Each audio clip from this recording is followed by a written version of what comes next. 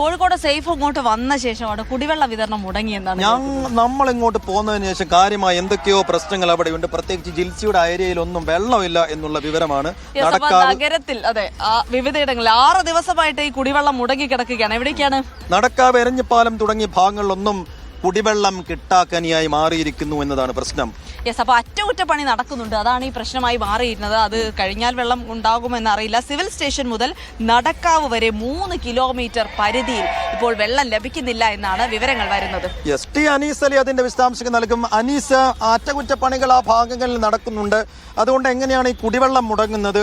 അപ്പോൾ അങ്ങനെ കുടിവെള്ളം മുടങ്ങാൻ സാധ്യത ഉണ്ടായാൽ തന്നെ അതിന് ബദൽ മാർഗങ്ങൾ സ്വീകരിക്കണം, സംവിധാനങ്ങൾ ഏർപ്പെടുത്തണം. അതൊന്നും ഏർപ്പെടുത്തിയിട്ടില്ലേ?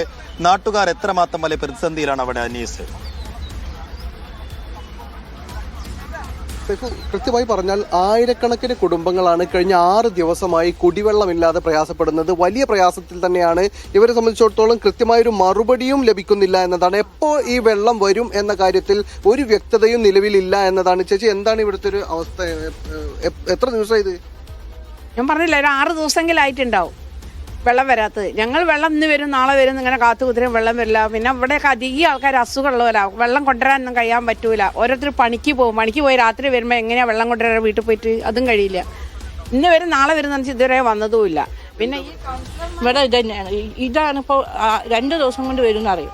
ആര് വിളിച്ചു നോക്കിയാലും ഒരു കറക്റ്റ് മറുപടി ഇല്ല.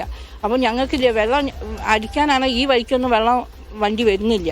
പിന്നെ ഇതെങ്ങനെ വിളിച്ച ആൾക്കാരെ ചോദിക്കണമെന്നോ ഒന്നും അറിയില്ല. 4 കുട്ടികളുള്ള വീടാണിത്, 4 മക്കൾ.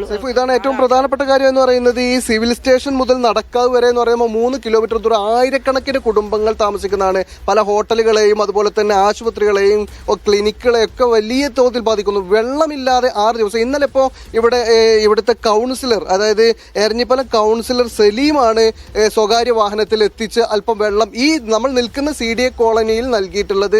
അത് മാത്രമാണ് ഇപ്പോൾ ഒരു ആശ്വാസമായിട്ടുള്ളത്. പക്ഷെ അതൊന്നും തുടരാനും കഴിയില്ല. സലീം നമ്മോടൊപ്പം ചേരുന്നുണ്ട്. എന്താണ് നിലവിൽ ഇവിടുത്തെ ഒരു സാഹചര്യം? ആളുകളൊക്കെ ഭയങ്കര വലിയ പ്രയാസത്തിലാണ്. ഒന്നാമത് ഇപ്പം കഴിഞ്ഞൊരു 6 ദിവസത്തോളം ആയല്ലോ.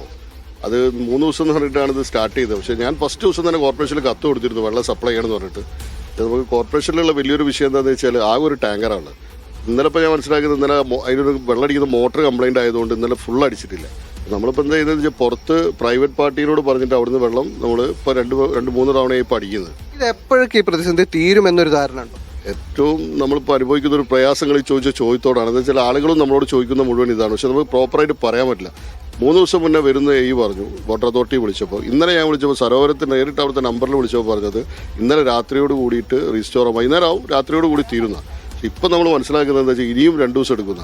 പക്ഷെ ഇവരെ മറുപടി അനുസരിച്ച് നമ്മൾ നാട്ടുകാരോട് ഇതാണ് പറയുന്നത്. അപ്പോൾ അവരും അതിനനുസരിച്ചിട്ടാണ് പ്രിപ്പയർ ആവുന്നത്, പെട്ടെന്ന് വരുന്നുള്ളത്. അപ്പോൾ നമുക്കിപ്പോൾ ഒരു CDA കോളനിയിൽ മാത്രമേ വെള്ളം എത്തിക്കാൻ പറ്റിയിട്ടുള്ളൂ. അതൊരു പരിധി വരെ മാത്രം. ഇതിൻ്റെ അപ്പുറത്തെ സൈഡുകളുണ്ട്, രാരിച്ച റോഡ്, സെൻറ്റ് വിൻസ് റോഡ്, ഈ വാർഡിൽ തന്നെ ഒട്ടനവധി സ്ഥലങ്ങളിൽ ജവഹർ കോളനി ഒക്കെ ഉണ്ട്.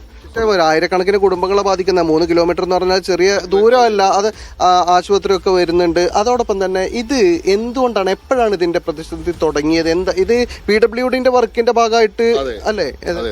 അത് ഗവൺമെന്റ് ഇപ്പോൾ ഈ റോഡിന്റെ ഒരു വർക്ക് ചെയ്യുന്ന സമയത്ത് സത്യത്തിൽ അവർ ചെയ്യേണ്ടിയിരുന്നത് വെച്ചാൽ അതിനുള്ള പ്രിക്കോഷൻ കൊടുക്കണം. 6 ദിവസമൊക്കെ നഗരത്തിൽ തീരെ വെള്ളമില്ലാത്ത അതിൽ സംവിധാനം ഒരുക്കണം. അതുപോലെ തന്നെ മുന്നറിയിപ്പ് നൽകണം. 2 ദിവസം വെള്ളം ഉണ്ടാവില്ല എന്ന് അത് നൽകിയിരുന്നു. അത് 3 ദിവസം വെള്ളം ഉണ്ടാവില്ല എന്നുള്ളത് നമുക്ക് നോട്ടീസ് മുഖാന്തരം തന്നെ 6 ദിവസമായി എന്ന് മാത്രമല്ല, ഈ റോഡ് ഇവരോ അല്ലെങ്കിൽ മറ്റു സംവിധാനങ്ങളോ വെള്ളം സപ്ലൈ ചെയ്യാനുള്ള ഒരു സൗകര്യവും ചെയ്യാതെയാണ് ഇതിപ്പോൾ അടച്ചിട്ടുള്ളത്.